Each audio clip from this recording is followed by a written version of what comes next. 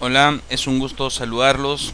Soy el doctor Roosevelt Pairasamán y les doy la bienvenida al inicio de nuestro segundo módulo de estudios en este curso, en este programa de preparación propuesto por HFC Medic para lograr la certificación con el American College of Sport Medicine. Y en este tema, en esta exposición, vamos a tratar acerca de los sistemas energéticos que posee nuestro cuerpo con el propósito de poder generar la suficiente cantidad de ATP en la rapidez apropiada para algún tipo de actividad específica que sea requerido en las cuestiones relacionadas al ejercicio físico. Y este capítulo nos va a permitir integrar de alguna manera todo lo que hemos venido estudiando en los capítulos previos acerca de la bioquímica de carbohidratos, grasas y proteínas. Y por cierto, que todas estas reacciones, como lo mencionamos en su momento, están realizándose en el interior de la célula. Y dependiendo del tipo de actividad, dependiendo de la intensidad del ejercicio, de la duración del ejercicio, estas macromoléculas van a poder ser utilizadas para proporcionar el ATP necesario para la contracción. Y esto es lo que permite en esencia, ya a través de las adaptaciones biológicas que se ponen en juego, van a permitir que una persona como la que usted está viendo en pantalla pueda lograr tal grado de adaptación, tal grado de performance, tal grado de composición corporal que va a permitir obviamente desenvolverse apropiadamente en las actividades que realiza. Entonces, el fin supremo de todas las macromoléculas, el fin supremo de los sistemas energéticos que nosotros podamos poseer, va a ser precisamente sintetizar ATP, ese ATP necesario para la contracción muscular, puesto que sin el ATP no podemos llegar a realizar movimiento, porque es la molécula energética por excelencia. Y este ATP, como ya lo hemos conversado de alguna otra manera, va a provenir, se va a generar desde sustancias bioquímicas, desde estas macromoléculas que nosotros hemos estudiado y que son conocidas como sustratos energéticos, teniendo los principales carbohidratos, grasas y proteínas. Ya hemos tocado con bastante detenimiento todos los procesos bioquímicos que se ponen en juego cuando una persona utiliza carbohidratos, cuando una persona utiliza grasas, cuando una persona utiliza proteínas. Pero siempre hay que tener en cuenta que todos estos sustratos energéticos están íntimamente relacionados. Hemos podido ver que los carbohidratos, por ejemplo, que están siendo catabolizados en la vía glucolítica a nivel citoplasmático, llegan a piruvato a nivel citoplasmático y ya han generado por lo menos 2 ATPs a nivel del citoplasma sin la necesidad de utilizar el oxígeno que está en el interior de la célula, en el interior de la mitocondria específicamente. Pero esta vía glucolítica que terminó en el citoplasma puede continuar una serie de pasos ya a nivel mitocondrial para formar energía, que es el ATP. Las grasas solamente hemos estudiado que se van a oxidar en el proceso de beta oxidación que se da a nivel de la mitocondria. Entonces van a tener que ingresar a través de una serie de procesos a nivel de la mitocondria para generar finalmente energía. Y en el caso de las proteínas, pues no son la excepción. En el caso de las proteínas, específicamente los aminoácidos, van a también a poder aportar en las vías bioquímicas necesarias para sintetizar ATP, ya que muchos de sus aminoácidos pueden, por procesos de transaminación, generar alguna de las moléculas importantes propias del ciclo de Krebs, por ejemplo. En el caso de por ejemplo del alfa-cetoglutarato, que proviene desde glutamato. En el caso de piruvato, por ejemplo, antes de ingresar al ciclo de Krebs en su reacción con acetilcoenzima A, o que se va a transformar en acetilcoenzima A, el piruvato puede ser derivado desde alanina. En el ciclo de Krebs, por ejemplo, tenemos succinilcoenzima A, que puede ser derivado desde los aminoácidos de cadena ramificada. El oxalacetato, que es parte del ciclo de Krebs, puede ser derivado desde el aspartato, y así por el estilo. Muchos aminoácidos se involucran por vías de transaminación donde van a perder sus respectivos grupos aminos para llegar a formar energía ATP a nivel mitocondrial. Entonces, si nuestro cuerpo tiene la capacidad de almacenar sustratos energéticos como carbohidratos, como grasas, como proteínas, como ATP, como fosfocreatina, es porque nuestro cuerpo a lo largo de miles de años de evolución ha generado la posibilidad, la capacidad de que estos sustratos que están almacenados los puede utilizar para la formación de energía. Por lo tanto, esa capacidad que se da a través de ciertas vías nos permite entender de que el cuerpo tiene estos denominados sistemas especializados, rutas metabólicas o denominados sistemas energéticos de energía. Ya teniendo los sustratos energéticos para los cuales hemos estudiado todos los procesos metabólicos, tanto catabólicos como anabólicos, que se ponen en juego en sus rutas bioquímicas, pues estas macromoléculas de alguna u otra manera van a poder ser utilizados por los denominados sistemas energéticos. ¿Y qué sistemas energéticos tenemos? Pues empecemos a estudiarlos para poder entender un poquito más de qué se trata. Uno de los primeros sistemas energéticos que nosotros vamos a estudiar es el sistema anaeróbico alactásico o sistema anaeróbico aláctico. Y siempre he recomendado que las cuestiones relacionadas a la fisiología y la bioquímica del ejercicio hay que analizarlas siempre, no hay que aprenderlas de memoria. Sí, es cierto, es importante tener alguna base de memoria, pero lo importante es poder entender y analizar. En este enunciado que dice sistema anaeróbico aláctico, hay dos palabras que nos debe llamar la atención, que es anaeróbico. Cuando nosotros escuchamos la palabra anaeróbico, ya hemos definido de que es un proceso en el cual voy a formar energía ATP sin usar el oxígeno que está a nivel mitocondrial. Es decir, la producción de ATP por la vía anaeróbica se va a dar a nivel citoplasmático. Y como tengo la otra palabra que dice aláctico, aláctico significa sin formación de lactato. Por lo tanto, es un sistema que se lleva a cabo a nivel citoplasmático sin la formación de lactato. Pregunta: ¿qué macromolécula en sus rutas metabólicas puede llegar a formar lactato? Pues las únicas moléculas que en sus rutas metabólicas van a llegar a formar lactato son los carbohidratos. Por lo tanto, si me dicen que es aláctico, yo no estaré utilizando carbohidratos. Entonces descarto los carbohidratos como sustrato de este sistema energético. Como me dicen anaeróbico, hemos demostrado a través de los estudios de bioquímica de lípidos que las grasas solamente se queman en el interior de las mitocondrias. Por lo tanto, no puede ser grasa el sustrato de este sistema anaeróbico láctico. Las proteínas por transaminación permiten formar intermediarios del ciclo de Krebs, que esto está en el interior de la mitocondria. Por lo tanto, no puede ser proteínas porque las proteínas no se metabolizan por vía anaeróbica.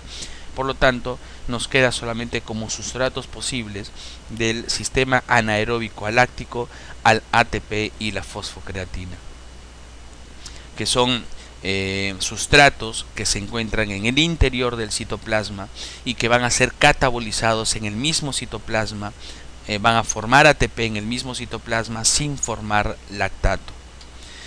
El otro sistema energético que vamos a conversar es el sistema anaeróbico lactásico, es decir, ya es un sistema en el cual la generación de ATP se va a estar dando a nivel citoplasmático, pero va a haber formación de lactato. Y el mismo sistema lo está mencionando, es un sistema glucolítico anaeróbico, significa que el sustrato principal que voy a utilizar van a ser los carbohidratos, puesto en el caso específico como el glucógeno muscular que está almacenado en el citoplasma, pues será catabolizado hasta piruvato. ¿Sí? Quiere decir que estoy formando ATP a nivel citoplasmático, pero dada la exigencia del ejercicio físico, este piruvato va a ser rápidamente formado a lactato, van a incrementarse las cantidades importantes de lactato, por lo tanto, esa es la razón por la cual nosotros le denominamos anaeróbico láctico. Y tenemos un tercer sistema, que es el sistema aeróbico u oxidativo, que es un sistema en el cual nosotros vamos a generar energía por vía aeróbica, valga la redundancia, y ya hemos demostrado que cuando hablamos de producción de ATP por vía aeróbica, tengo que estar pensando en todo momento que se da a nivel mitocondrial, es decir, hay influencia del ciclo de Krebs y hay influencia de la cadena transportadora de electrones que se encuentra en la membrana mitocondrial interna, tal como lo hemos estudiado en el módulo previo. Y entonces, si es un sistema aeróbico, ¿qué sustratos podrían ingresar a nivel mitocondrial para generar energía? Pues tenemos los carbohidratos.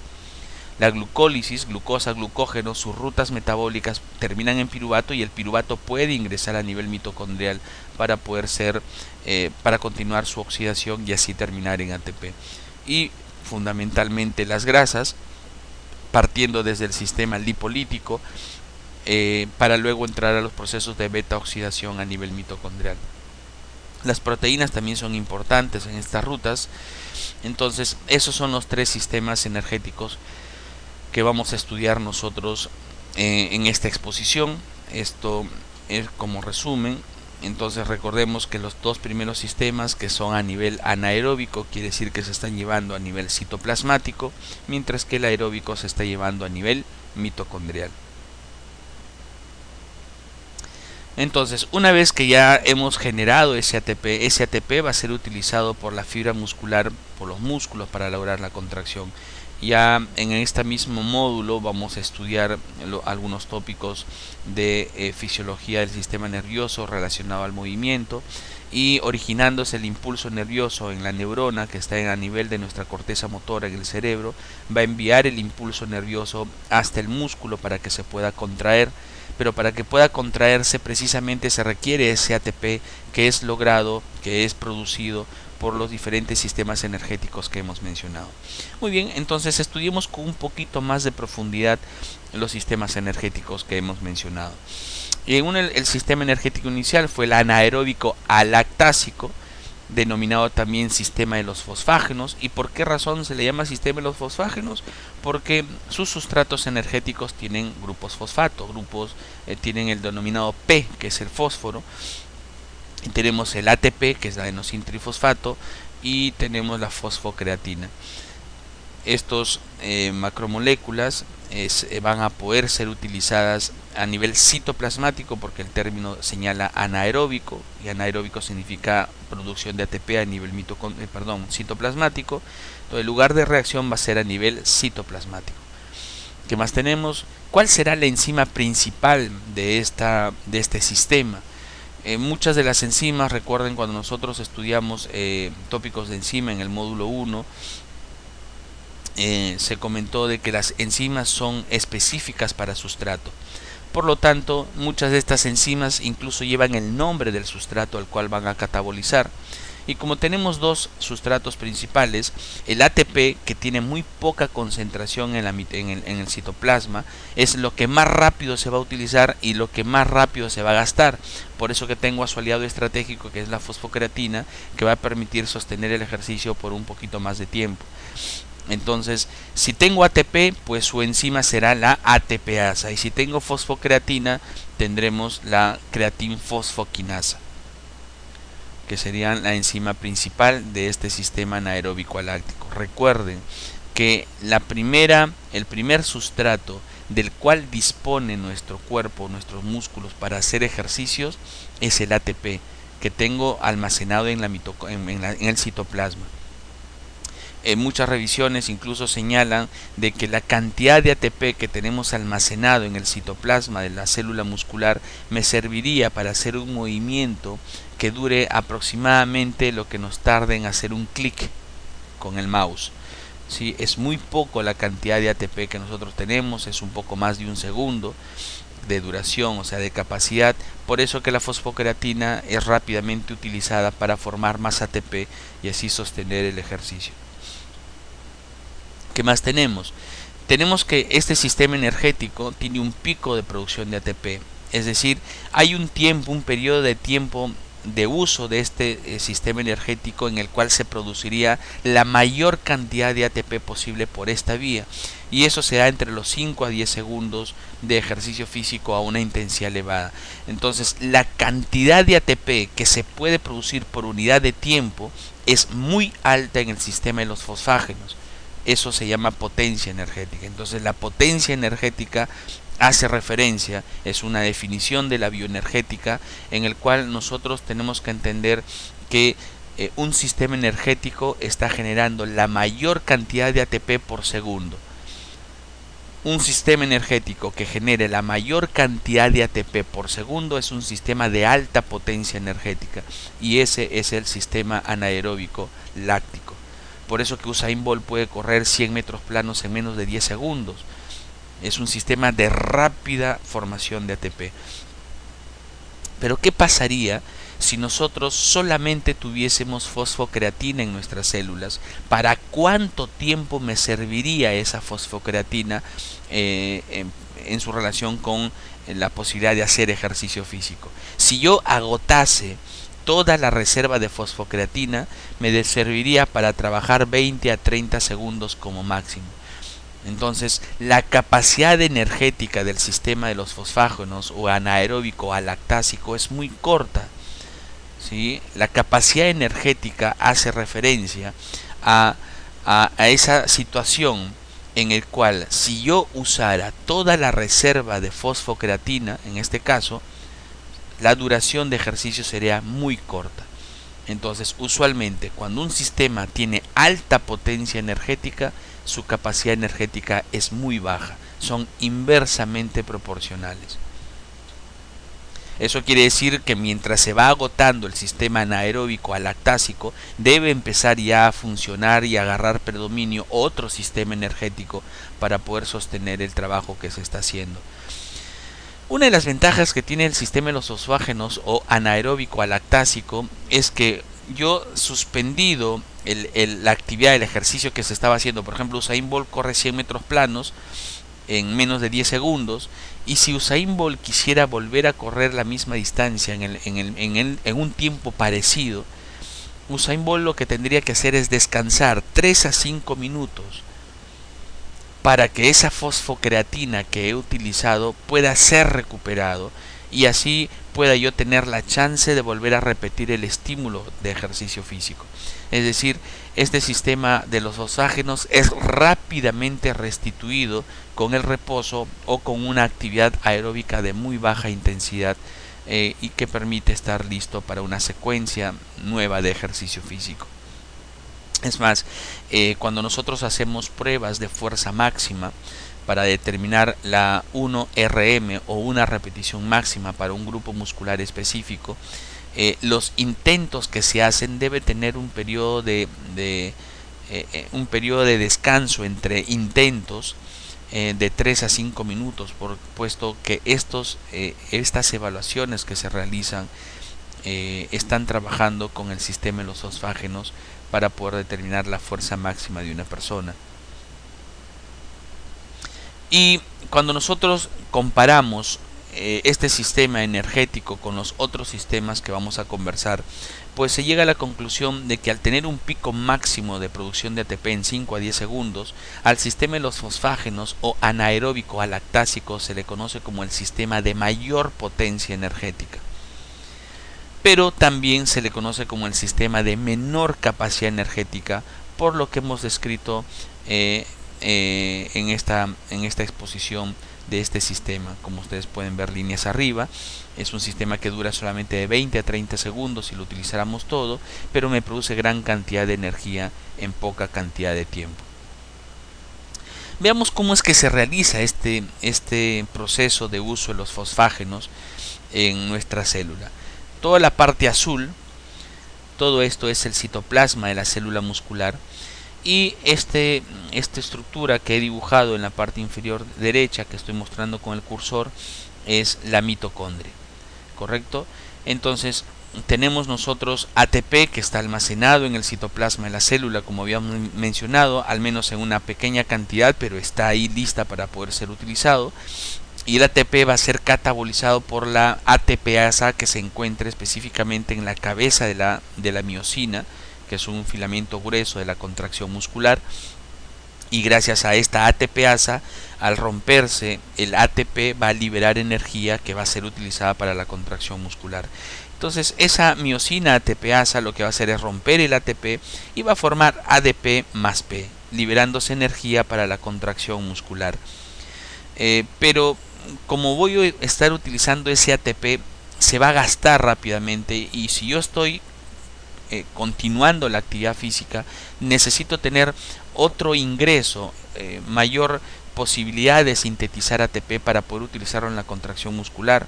Entonces es ahí donde la fosfocreatina, que también está almacenada en el citoplasma, comienza a ser usado por los sistemas que nosotros hemos conversado para poder generar ATP. Entonces quiere decir que la fosfocreatina, por la creatinfosfoquinasa citoplasmática, va a transformar ese ADP en ATP. ¿Por qué razón forma ATP? Porque como la fosfocreatina tiene un fósforo, ese fósforo le brinda al ADP y gracias a la creatinfosfoquinasa forma el ATP, teniendo como producto final la creatina.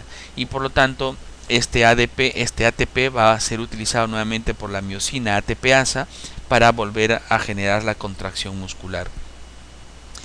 Sin embargo, conforme voy gastando fosfocreatina, porque habíamos dicho que se gasta rápidamente, esa creatina comienza a acumularse en el citoplasma y no puede acumularse tanta creatina en el citoplasma porque esto podría generar problemas de acumulación de sustratos que no son metabólicamente activos. Entonces esta creatina rápidamente, así como se va formando, va a ingresar a la mitocondria, porque en la mitocondria va a volver a restituirse la fosfocreatina que se había gastado. En esos 3 a 5 minutos de recuperación que tiene la persona, la creatina que ingresa a la mitocondria vuelve a transformarse en fosfocreatina gracias a la creatinquinasa o creatinfosfoquinasa mitocondrial, por eso lo he puesto con M. Entonces esta creatina recibe un fósforo y va a formarse fosfocreatina. Pero ¿de dónde saca ese fósforo la creatina por medio de la creatinfosfoquinasa mitocondrial para formar nuevamente fosfocreatina? Ese fósforo lo saca del ATP que viene desde la misma mitocondria, que viene de las vías aeróbicas. ¿Y quién forma, qué complejo enzimático tenemos en la mitocondria para formar ATP? Es el complejo ATP sintasa. ¿Sí? Ese complejo que está al final de la cadena transportadora de electrones a nivel de la membrana mitocondrial interna y que lo estudiamos en su momento en el módulo anterior, va a permitir proveer el ATP para que la creatina vuelva a ser fosfocreatina. Este procedimiento que ustedes están viendo acá en forma esquemática se lleva a cabo a nivel del espacio intermembrana. Recuerden ustedes que la mitocondria tiene dos membranas, una membrana mitocondrial externa y una membrana mitocondrial interna. Y la creatina, cuando ingresa a la mitocondria, específicamente ingresa a nivel del espacio intermembrana. Es ahí hasta donde llega el ATP que está siendo producido a nivel de la matriz mitocondrial, gracias al ATP sintasa, y va a recibir el fósforo desde ATP gracias a la acción de la creatinquinasa mitocondrial. Y una vez que la creatinquinasa mitocondrial ha formado la fosfocreatina va a salir al citoplasma. El complejo ATP sintasa, para que lo vean en forma gráfica y se acuerden nuevamente, esta es la membrana mitocondrial interna, este es el complejo ATP sintasa, y el ADP que nosotros tenemos en la matriz mitocondrial y que ha sido derivado desde el citoplasma hacia adentro, va a permitir la formación de ATP. Y este ATP va a salir para formar la nueva fosfocreatina gracias a la acción de la creatinquinasa mitocondrial. Y esa fosfocreatina sale al citoplasma para volver a ser utilizado en este proceso que ya hemos mencionado. Y entonces, esto significa que la restitución de la fosfocreatina se da a nivel aeróbico, a nivel mitocondrial. Esta es una de las razones por las cuales, a pesar de que una persona pueda estar haciendo con bastante frecuencia ejercicios anaeróbicos, tiene que tener un desarrollo aeróbico de base importante para poder tener la suficiente cantidad de mitocondrias y así poder restituir la fosfocreatina a una velocidad mucho mayor. ¿Sí? Entonces siempre las bases de todos los ejercicios van a ser por lo menos una capacidad aeróbica promedio, alta por lo menos, para que pueda tener esa capacidad de restituir sus vías anaeróbicas. Esta es una imagen propuesta por Harper, donde podemos nosotros observar que un simple paso de fosfocreatina a creatina con la formación de ATP se da gracias a la acción de la creatinquinasa o creatinfosfoquinasa o fosfocreatinquinasa, que son los términos sinónimos para entender que hay una enzima altamente especializada que en un paso simple está rompiendo este fósforo que ustedes ven acá para pasarlo al ADP y formar ATP. Este ATP es utilizado en la contracción muscular y esta creatina retorna a la mitocondria para poder restituir la fosfocreatina que se había utilizado. Entonces, esto significa, en un gráfico propuesto por Wilmore, es un texto interesante, Fisiología del esfuerzo, del ejercicio, la idea de tener fosfocreatina almacenada en el citoplasma es poder sostener, noten ustedes, en los primeros segundos de movimiento, es poder sostener las concentraciones apropiadas de ATP, aunque la fosfocreatina se esté gastando rápidamente. Entonces noten ustedes que el sostenimiento del ATP se está dando precisamente gracias al uso de la fosfocreatina para formar ATP. Casi se ha mantenido estable las concentraciones de ATP entre los 5 a 10 minutos aproximadamente que habíamos mencionado nosotros. Pero ya más allá de esos 5 a 10 segundos, las concentraciones de fosfocreatina, noten ustedes, se han agotado rápidamente y solamente podrían seguir sosteniendo el ejercicio como máximo, ya con cierta dificultad, hasta 20 a 30 segundos. Eso significa que conforme se va agotando la fosfocreatina, debe de empezar a ganar terreno, a ganar acción, el siguiente sistema energético que nosotros hemos venido repasando y que sería el anaeróbico lactásico.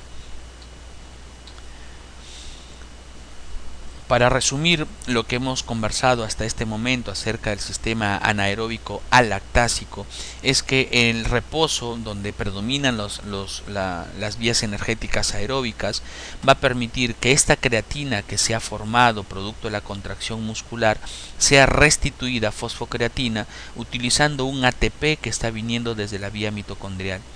Luego esta fosfocreatina será utilizada para restituir a nivel citoplasmático el ADP que se está formando por la contracción muscular y así tener nuevo ATP para la contracción muscular. Durante el reposo o recuperación se restituye fosfocreatina utilizando ATP de la vía mitocondrial y durante el ejercicio se restituye ATP utilizando la fosfocreatina que tenemos a nivel citoplasmático para continuar con la contracción muscular.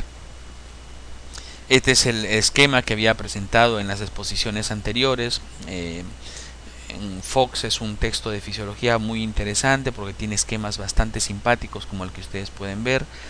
Y acá nosotros estamos relacionando la vía anaeróbica con la aeróbica. Pueden ver ustedes que gracias al ciclo de Krebs y a la cadena transportadora de electrones, este oxígeno final recibe el electrón que está viniendo de la cadena transportadora para formar agua.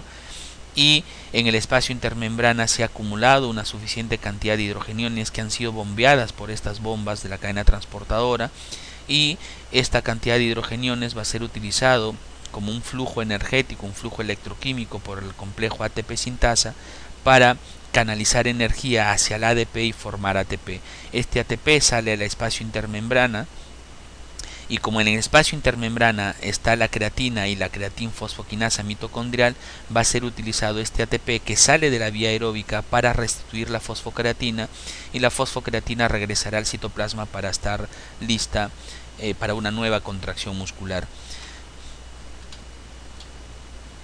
Para recordar rápidamente nuevamente cómo es que se da a cabo este proceso del uso de la fosfocreatina, pues el ATP que estaba almacenado será utilizado por la ATPasa de la miosina, se formará ADP más P y esto va a seguir actuando o generándose para lograr la contracción muscular.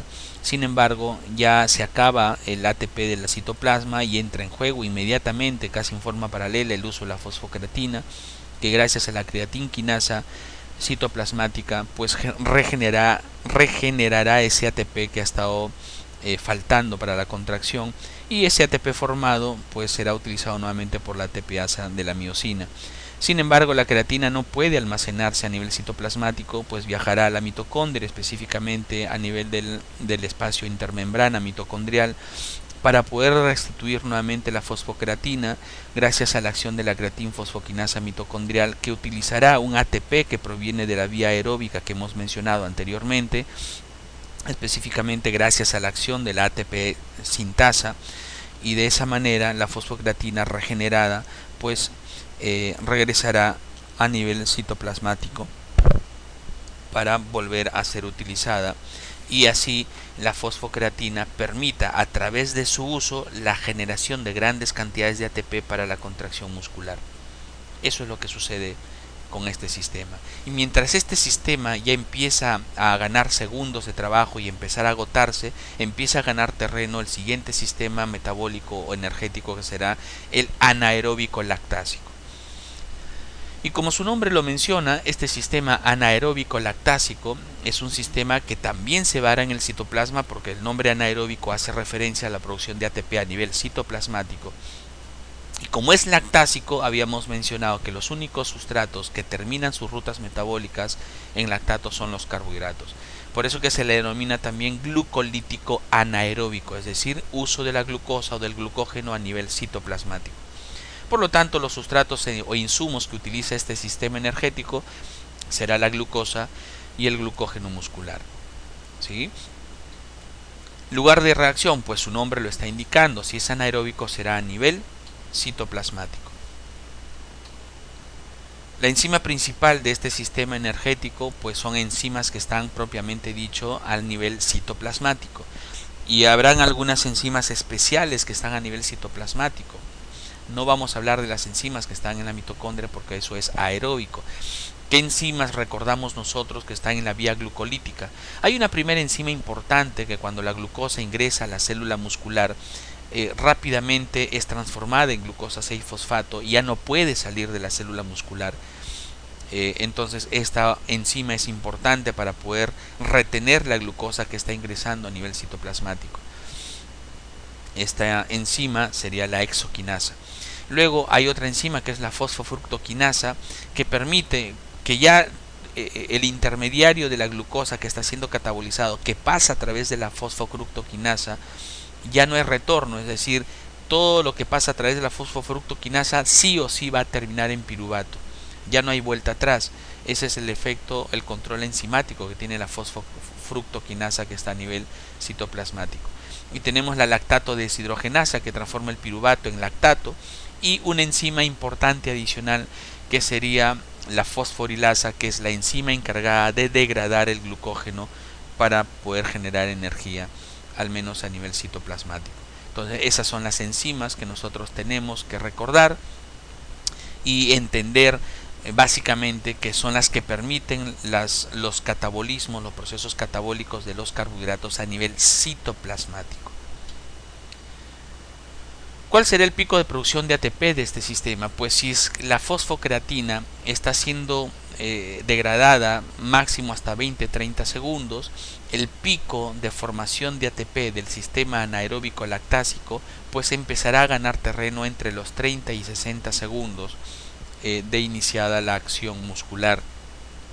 Entonces será un sistema energético con una potencia media, porque la primera potencia energética es los fosfágenos y luego comienza a ganar terreno este sistema anaeróbico lactásico. Si nosotros utilizáramos todo el glucógeno muscular para sostener un ejercicio de alta intensidad, ¿sí?, pero de muy alta intensidad, digamos a un porcentaje por encima del 90% del VO2 max, significaría de que este sistema energético me permitiría hacer un ejercicio a esa intensidad sostenible de 1 a 2 minutos hasta 3 minutos en algunas referencias. Por lo tanto no es un sistema que me permita hacer bastante tiempo a la misma intensidad, porque ya más allá de este tiempo de generación de ATP empieza a ganar terreno las vías aeróbicas, que son las que más ATP me van a permitir generar para la contracción muscular y así hacerlo sostenible a lo largo del tiempo. Por lo tanto, el sistema anaeróbico lactásico será también un sistema de capacidad media, ya digamos que como que es un intermedio entre lo muy anaeróbico al lactásico y lo aeróbico. Si nosotros utilizamos glucógeno muscular, yo pregunto, ¿cuál es el mecanismo regular, normal, fisiológico para volver a restituir y sintetizar glucógeno que he utilizado durante la contracción muscular? La única manera de hacerlo es a través de la vía alimenticia. Eso significa que yo tengo, luego del entrenamiento de alta intensidad, que consumir carbohidratos en forma apropiada, racionada, para evitar el problema de formar grasa por esa vía. Entonces necesito consumir carbohidratos y esto va a permitir que mi cuerpo libere insulina, y la insulina va a generar la formación de glucógeno gracias a la estimulación de la glucógeno sintetasa. Pero esto no es un procedimiento que se haga en segundos o en minutos, como sucedió con la fosfocreatina, que 3 a 5 minutos ya la tengo restituida. Entonces eso significa que va a demorar la restitución de glucógeno muscular, y esto usualmente demora de 24 a 48 horas, dependiendo de la carga de alimentos que le dé, dependiendo el descanso que tenga la persona luego del ejercicio, de tal manera que con estas estrategias la persona esté lista para la próxima sesión de entrenamiento. Cuando lo comparamos con el sistema energético de los fosfágenos o los aeróbicos, este sistema se considera tener una potencia energética media y también tiene una capacidad energética media.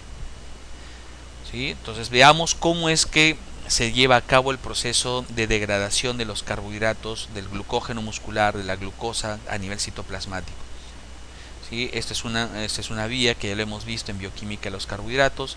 Es para solamente relacionar cómo el sistema energético anaeróbico lactásico lo va a utilizar. Tengo el glucosa, acá estaría la exoquinasa que transforma la glucosa en glucosa 6-fosfato, y a este nivel estaría la fosfofructoquinasa que también utilizará ATP. Entonces finalmente la ganancia neta de utilizar glucosa a nivel citoplasmático, si utilicé 2 y acá hay generación de 4 ATPs, la ganancia neta va a ser 2. Y como esto se está realizando a nivel citoplasmático, pues estaremos hablando de glucólisis anaeróbica. ¿Sí? Eso es lo que sucede, pero eso es partiendo desde glucosa. Pues bien, veamos qué pasa cuando formamos glucosa y la glucosa luego se forma en ATP partiendo desde glucógeno en un proceso conocido como glucogenólisis. Entonces el glucógeno que tenemos almacenado a nivel citoplasmático va a empezar a ser degradado gracias a la acción de una enzima que se conoce como fosforilasa. Entonces esa fosforilasa es la enzima encargada de degradar el glucógeno. Pero la fosforilasa tiene diferentes estimuladores, hay diferentes factores que estimulan su acción, y hay factores locales que van a ser dependientes de la misma contracción muscular, y hay factores hormonales que se van a ir dando con el paso del tiempo durante el ejercicio. Entonces la contracción muscular va a generar disminución del ATP, eso lo hemos visto. Se utiliza ATP, por lo tanto el ATP comienza a disminuir su concentración y va a haber formación importante de ADP. Este proceso de formación de ADP comienza a generar un estímulo a nivel de la fosforilasa.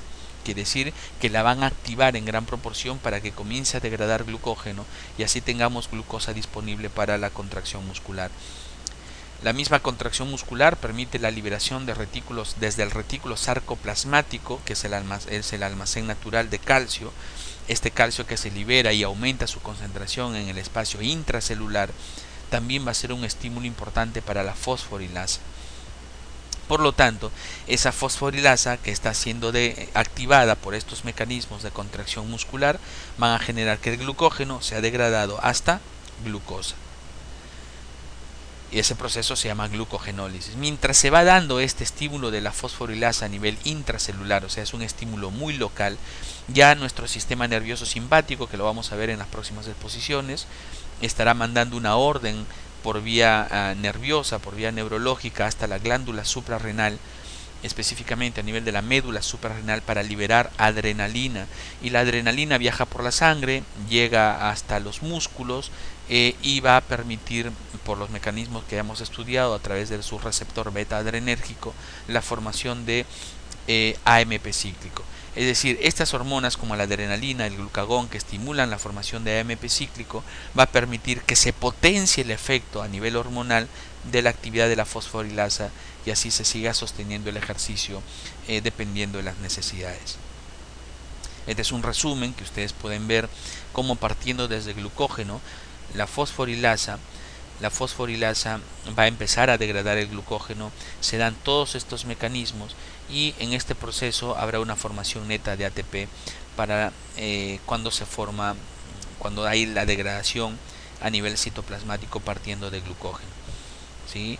El tema es de que este piruvato que está siendo formado puede, a través de la lactato se deshidrogenasa, formar grandes cantidades de lactato. Ese es uno de los temas. El lactato, ya habíamos mencionado, no es una molécula que genere el propio problema de la fatiga, sino que hay formación también o liberación de iones hidrógeno que van a lograr una disminución del pH a nivel intracelular, y esto podría generar desorden en la contracción muscular y cierta desnaturalización de algunas enzimas propias de estas vías. Por lo tanto, la persona tendría que disminuir el esfuerzo que está haciendo para poder seguir realizando al menos algo de ejercicio. Parte de este lactato que se está formando en gran proporción va a ingresar a la mitocondria, pero las mitocondrias no se van a dar abasto para poder oxidar la gran cantidad de lactato que están formando. Por lo tanto, este lactato saldrá a la sangre y por el ciclo de Cori llegará hasta el hígado para formar glucosa, y así podamos de alguna u otra manera tener mayor cantidad de sustratos para la contracción muscular. Conforme el sistema anaeróbico lactásico va disminuyendo su capacidad energética, porque ya prácticamente estaríamos utilizando gran cantidad de este glucógeno que se agota rápidamente si es que sostengo una actividad relativamente alta, el sistema aeróbico, cuando ya estamos pasando los 2, 3, 4 minutos de ejercicio, ya comienza a ganar terreno y a permitirnos una gran cantidad de liberación de ATP. Quiere decir que ese glucógeno que yo estaba utilizando en gran proporción por vía anaeróbica ya no va a empezar a depender solamente de la formación de ATP a nivel citoplasmático, porque la célula tiene sus mecanismos reguladores. Entonces es más eficiente, es más productivo generar ATP a nivel mitocondrial. Entonces gran parte de ese piruvato que se está formando, bueno, será formado para lactato, pero también el piruvato va a poder ingresar a la mitocondria para poder generar mayor cantidad de ATP, y así la persona siga con el entrenamiento físico. Al sistema aeróbico, que ya por su nombre mismo, que significa formación de ATP a nivel mitocondrial, también se le conoce como sistema oxidativo. Los insumos para este sistema, pues recordemos qué sustratos energéticos conocemos nosotros que me permiten formar ATP por vía mitocondrial. Pues en este caso tenemos a las grasas, los carbohidratos mismos que ingresan a la matriz mitocondrial, y también tenemos a las proteínas y aminoácidos. Todas estas macromoléculas pueden ingresar a la mitocondria a través de diferentes rutas metabólicas para generar ATP gracias a la acción del ciclo de Krebs y de la cadena transportadora de electrones. ¿Dónde se dan los procedimientos propios del sistema oxidativo? Pues ya lo sabemos, ¿verdad? Se da a nivel mitocondrial. ¿Cuáles serán las enzimas o enzima principal del sistema aeróbico, del sistema oxidativo? Pues acá son varias enzimas las que se ponen en juego, pero una forma fácil de recordarla es que la parte medular de la vía aeróbica está en el ciclo de Krebs y en la cadena transportadora de electrones. Por lo tanto, todas las enzimas propias del ciclo de Krebs son importantes en el sistema aeróbico, y todas las enzimas importantes de la vía transportadora de electrones, finalmente el complejo ATP sintasa, serán los más importantes en estos ciclos. Entonces no hay una enzima especial, es un conjunto de enzimas propias del ciclo de Krebs y de la cadena transportadora de electrones. ¿Sí? Es una serie de enzimas.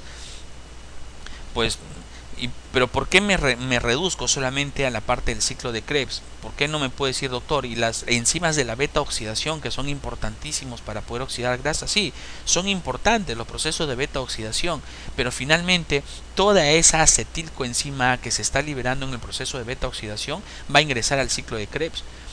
¿Sí? En los procesos de beta oxidación habíamos visto que se libera NAD hidrogenado, FAD hidrogenado, lo cual va a ir a la cadena transportadora de electrones. Entonces todo está confluyendo hacia los procesos del ciclo de Krebs y la cadena de óxido-reducción. Pues veamos entonces algunas cosas adicionales sobre el sistema aeróbico. Su pico de producción de ATP, ¿en qué momento se daría? Bueno, se va a empezar a dar a partir de los 2-3 minutos en adelante, ¿sí? Porque estamos terminando el uso, digamos, predominante del sistema anaeróbico lactásico para poder pasar al sistema aeróbico. Entonces, como se demora muchos minutos en empezar a producir gran cantidad de energía, pues tendrá potencia baja, porque su producción de energía por unidad de tiempo es muy baja en comparación a los anteriores. Y la pregunta importante sería, si yo solamente hiciera un ejercicio aeróbico me acabaría todos los sustratos energéticos que tengo almacenado, como las grasas, por ejemplo, que me podrían generar como 70.000 a 100.000 kilocalorías, ¿sí? Si yo me gastara toda esa reserva energética, ¿para cuántos minutos me podría servir el sistema aeróbico para hacer ejercicio? Pues señores, por horas, ¿sí? La capacidad energética del sistema aeróbico es inmensa, ¿sí? Difícilmente una persona va a poder sostener ejercicios un día, 2 días sin descansar, ¿sí? Entonces, eso es un caso exagerado. Incluso las personas que hacen ultramaratones como 100 kilómetros, ¿sí? No lo hacen de corrido. eh, digamos que les toma bastante horas, tendrían que hacer un cierto descanso. No es sencillo llegar a correr esta cantidad. Aquí en mi país ha habido carreras de 80 kilómetros, que hay personas que sí lo han podido correr, sí, a una velocidad relativamente moderada. No se puede sostener tanta distancia con una velocidad altísima, pero lo importante es que entendamos que nos sirve este ejercicio, este sistema aeróbico, para poder sintetizar ATP por largas cantidades de tiempo. ¿Cuánto tiempo necesitaría mi cuerpo para poder restituir las reservas del sistema energético aeróbico? Significa restituir carbohidratos, restituir por ahí grasas, pero grasas intracelulares, sobre todo a nivel de la célula muscular, los famosos triglicéridos intramusculares. ¿Cuánto tiempo me permitiría yo restituirlo? Pues se necesitan días, semanas posiblemente. Pero acá no solamente tiene que ver con la restitución de los sustratos energéticos, sino que tenemos que estar pensando en todo momento que lo medular en las vías aeróbicas es tener las suficientes cantidades de enzimas aeróbicas. Por lo tanto, acá el proceso va también por una cuestión de restituir o de resintetizar o de aumentar la maquinaria enzimática propia de la vía aeróbica. Y para poder sintetizar proteínas, que son las enzimas que nosotros hemos conversado, pues se requiere días a semanas.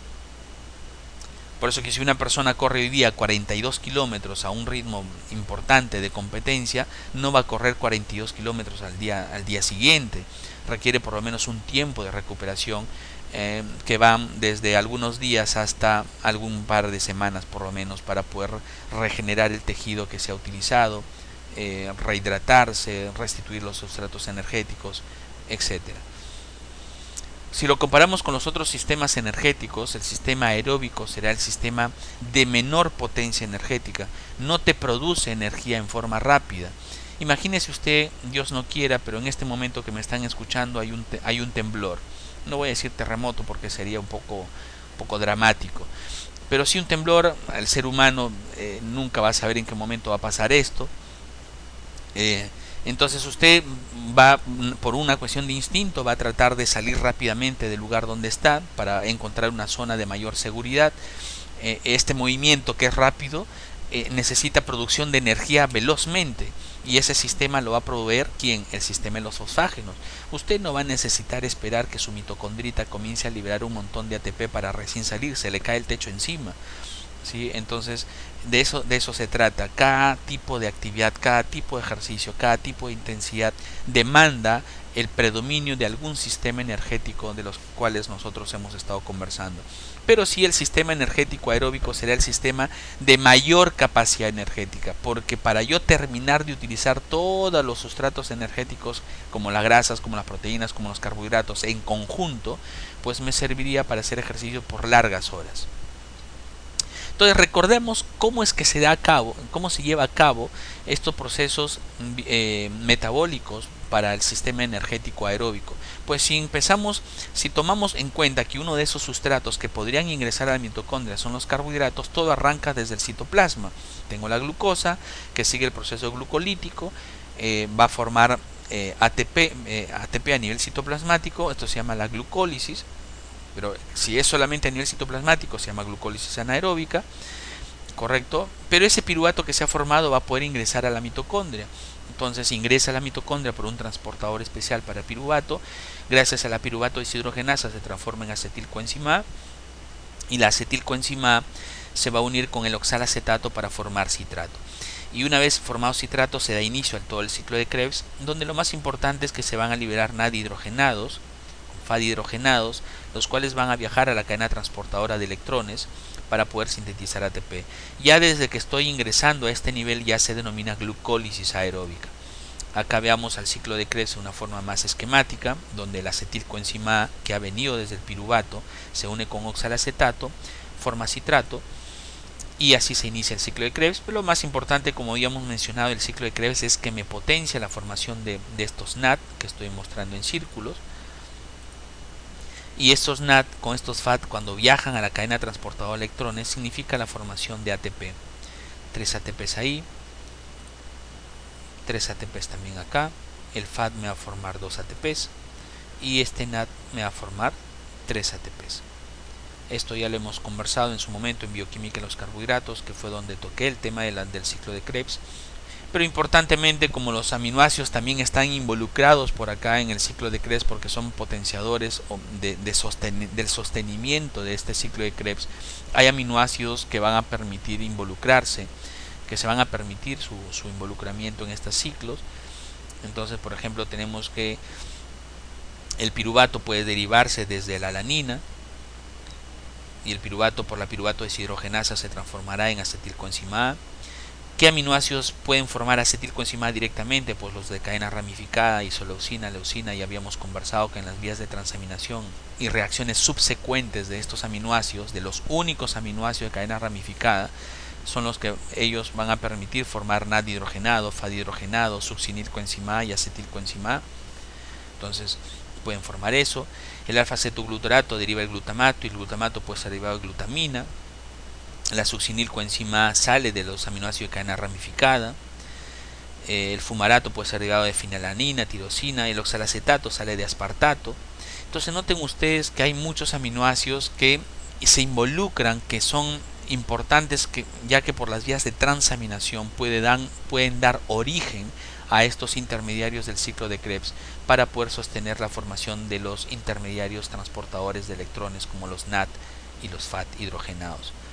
Finalmente, este NAD hidrogenado que está siendo formado en el ciclo de Krebs pues llegará a la cadena transportadora de electrones, entregará su electroncito a esta bomba de protones, a esta bomba que está aquí en la membrana mitocondrial interna. Se van a empezar a bombear hidrógenos hacia el espacio intermembrana. Finalmente este electrón que ha estado pasando por esta cadena transportadora de electrones envía su electrón hacia el oxígeno y se forma agua, y estos hidrogeniones pasarán por con el complejo ATP sintasa para que finalmente se forme ATP, y el ATP sale al espacio intermembrana, luego saldrá al citoplasma para seguir con la contracción muscular. Pero esto es lo que ha sucedido desde el punto de vista de los carbohidratos. ¿Qué pasa con las grasas? Pues en el tejido adiposo, recuerden que esto es paralelo, no es que uno tenga que darse uno detrás de otro. En ese momento la maquinaria comienza a trabajar juntos. Ese triglicérido que estaba en el adipocito, por una orden hormonal ha sido roto, por un proceso que se llama lipólisis, se forman los ácidos grasos, y estos ácidos grasos pueden viajar finalmente por la sangre hacia los músculos que están en actividad para formar ATP por beta oxidación. Entonces esa orden hormonal que ya ustedes conocen va a llegar hasta el mismo tejido adiposo para ver cómo es que se da la lipólisis. La adrenalina se une con su beta receptor, hay una estimulación de la adenilciclasa. Esa adenilciclasa va a transformar ATP en AMP cíclico. El AMP cíclico va a seguir una serie de rutas metabólicas intracelulares para finalmente activar a la lipasa hormonosensible que estaba inactiva, la transforma en lipasa hormonosensible activa, la cual va a transformar los triglicéridos en sus unidades o componentes estructurales como son los ácidos grasos y el glicerol. Finalmente ese ácido graso saldrá hacia el espacio, hacia el torrente sanguíneo, y viajará junto con albúmina rumbo hacia los músculos que están en actividad. Así como la adrenalina, tenemos la hormona del crecimiento que también estimula la adenilciclasa, y el glucagón que también estimula la adenilciclasa, que son las hormonas que aumentan sus concentraciones durante el ejercicio físico. Pues bien, una vez que la albúmina transporta al ácido graso que ha sido liberado por lipólisis desde el tejido adiposo, llegan al músculo, y ese ácido graso tiene que ser reconocido a nivel de la membrana celular por una proteína ligadora de ácidos grasos de membrana celular, y gracias a una translocasa de ácidos grasos, este ácido graso pasará acá al citoplasma, donde se fijará con una proteína ligadora de ácido graso citoplasmático.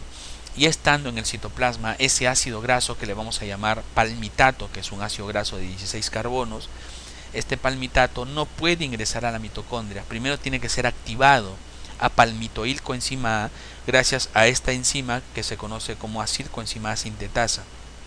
Pero para poder hacer eso necesito ATP. Y ese ATP nosotros lo utilizamos desde la vía mitocondrial o del ATP que existe en el citoplasma y ya se forma acilcoenzima A, que en este caso la palabra acil representa todos los ácidos grasos. En este caso, como habíamos mencionado, este sería palmitato, será palmitoilcoenzima A. Pero lamentablemente la palmitoilcoenzima A, que ya está en el espacio intermembrana, no puede ingresar a través de la membrana mitocondrial interna, porque esta membrana mitocondrial interna es caprichosa, es recontra impermeable a muchos sustratos energéticos. Para ello tiene que ser convertido. Y para convertirse en una estructura, para convertirse en una molécula que pueda ser transportado hacia el interior de la matriz mitocondrial, la carnitina palmitoiltransferasa 1 va a lograr eso. Entonces, para ello necesito también la formación o el uso de carnitina, que junto con la acilcoenzima A van a ser como sustratos de esta enzima transportadora y se va a formar acilcarnitina. Esto se llamará palmitoilcarnitina. Luego la palmitoilcarnitina va a ingresar a la matriz mitocondrial gracias a una translocasa y ya la acilcarnitina está dentro de la matriz mitocondrial. Pero la beta oxidación, señores, no se puede dar desde acilcarnitina.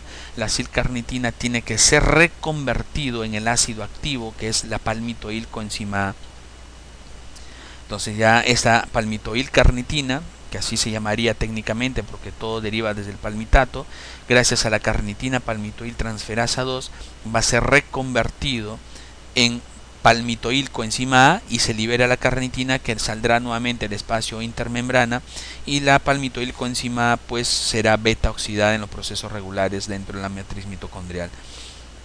Entonces, una vez que ya tenemos listo el ácido graso, en este caso tengo el ácido graso ya activo, que es el palmitato, pues recordemos que viene todo el proceso de la beta oxidación. Este será la palmitoilcoenzima A, que tendría 16 carbonos, y va a seguir todo este proceso de beta oxidación en el cual se van a liberar un FAT, un NAT y una acetilcoenzima A. Esta acetilcoenzima A tiene 2 carbonos, 1, 2, pero como esto era 16, ¿cuántos carbonos tendrá este residuo? Tendrá 14.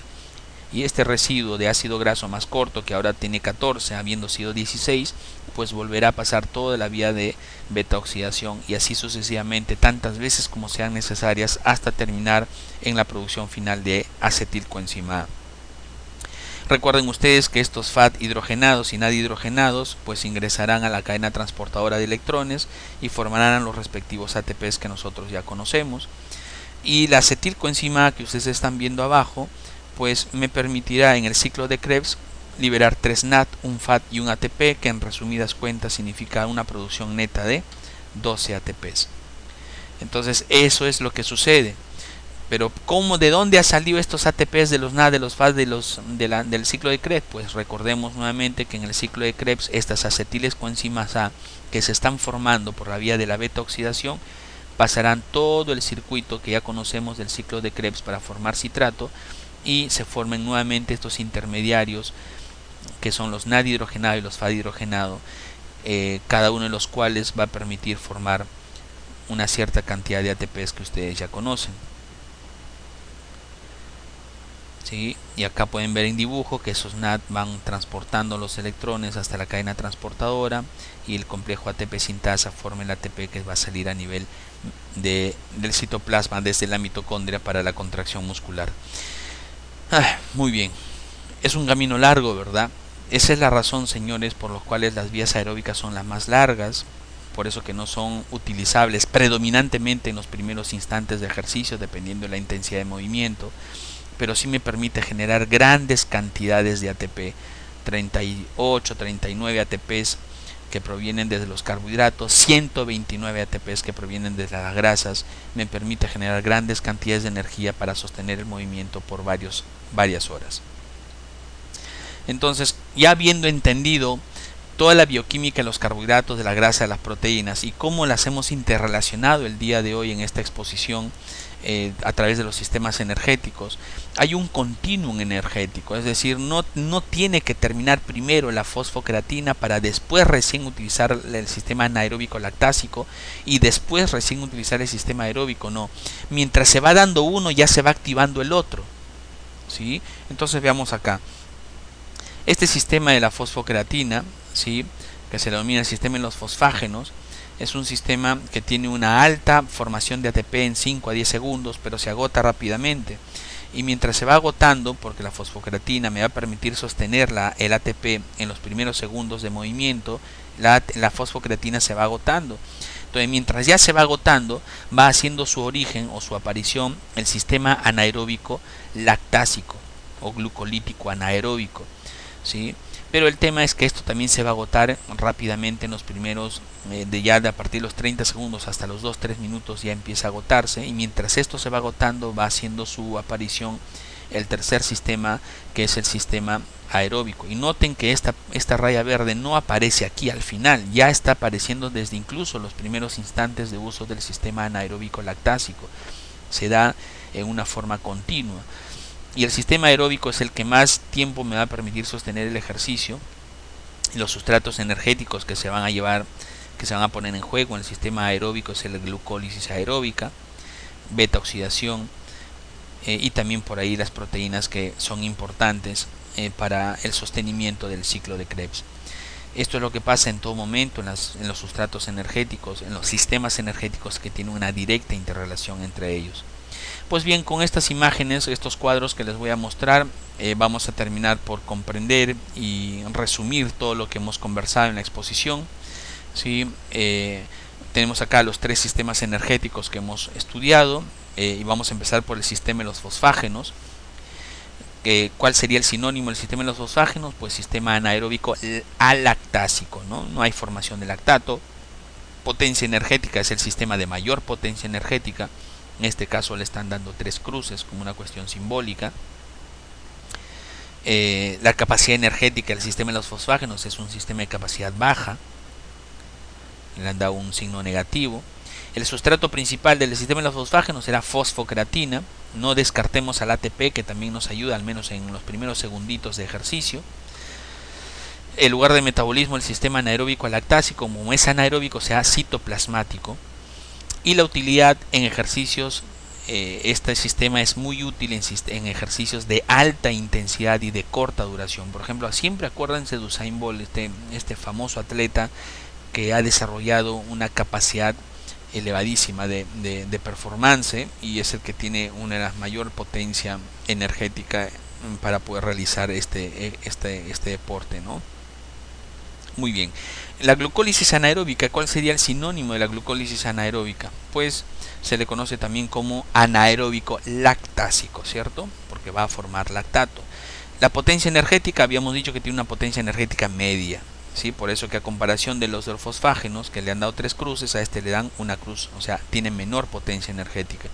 Y capacidad energética también sería una capacidad energética media, por eso que también le dan una cruz, mucho mejor que este negativo que tiene el fosfágeno, que se agota en ya 20-30 segundos, prácticamente se ha agotado. ¿Cuál será el sustrato principal de la glucólisis anaeróbica? Pues tenemos a glucosa, glucógeno, ¿cierto? Principalmente el glucógeno muscular, que es el que tenemos almacenado. ¿Dónde se da su metabolismo? Pues si es anaeróbico será a nivel citoplasmático. ¿Y en qué ejercicios me servirá? Pues ejercicios de mediana duración y de intensidad media, ¿no? Si es un término medio, digamos. Y el sistema aeróbico, ¿cómo se le llama también? Sistema oxidativo. La potencia energética del sistema anaeróbico, ¿cómo será? ¿Alta o baja? Baja, ¿verdad? Por eso le ponen un negativo. La capacidad energética, si usted utilizara todas las reservas energéticas del sistema anaeróbico, ¿será un sistema anaeróbico de alta capacidad? Sí. Nos demoraríamos horas en utilizar todas las reservas energéticas aeróbicas. ¿Cuál sería el sustrato principal? Pues acá tenemos glucosa, tenemos glucógeno, tenemos a las grasas, y las proteínas también tienen su lugar. No lo descarten, por favor, que es importante también considerar a las proteínas, especialmente los aminoácidos. ¿Dónde se da su metabolismo? ¿Dónde está principalmente toda la formación de ATP por vía aeróbica? A nivel mitocondrial. ¿Y en qué tipo de ejercicio lo utilizaría? Ejercicios de baja, moderada intensidad, de larga duración. ¿Sí? Entonces, si nosotros analizamos en qué consisten los sistemas energéticos, vamos a poder darle respuesta a esta serie de preguntas que son propias de nuestra actividad diaria. Este otro cuadro nos permite ya resumir en forma bastante esquemática cómo se ponen en juego los sistemas energéticos. Por ejemplo, si tengo un ejercicio que dura hasta 6 segundos de alta intensidad, de extremadamente alta intensidad, ¿cuál sería el sistema predominante? Fosfágenos. ¿Sí? Acuérdense siempre de Usain Bolt, él corre 100 metros planos en menos de 10 segundos, es decir, necesita de fosfocreatina para esa actividad. Cuando ya el ejercicio comienza a aumentar su intensidad, su duración, el sistema de los fosfágenos sigue siendo utilizado, pero empieza también a ganar terreno el sistema anaeróbico lactásico, ¿cierto? Por eso que ahí hay una combinación de ambos. Cuando ya estamos acercándonos a los 2 minutos, ya fosfocreatina ya no me va a ayudar mucho porque ya se depletó y solamente me quedo con el sistema anaeróbico lactásico, ¿sí? Lo que sería la glucólisis anaeróbica. Ya entre 2 a 3 minutos a 4 minutos, mientras el sistema anaeróbico lactásico comienza a disminuir su producción, empieza a ganar terreno la vía aeróbica. Entonces aquí hay combinación de ambas. Y más allá de 3 a 4 minutos en ejercicios que dura media hora, 1 hora, 2 horas, 3 horas, el sistema oxidativo es el que predominantemente va a permitirnos generar ATP para este tipo de actividades. Muy bien, señores, con este mensaje termino esta exposición. Recuerden siempre que en la producción de ATP no hay intervención de un absoluto sistema de energía. No puedo decir que en este ejercicio que estoy haciendo solamente estoy utilizando tal sistema. No.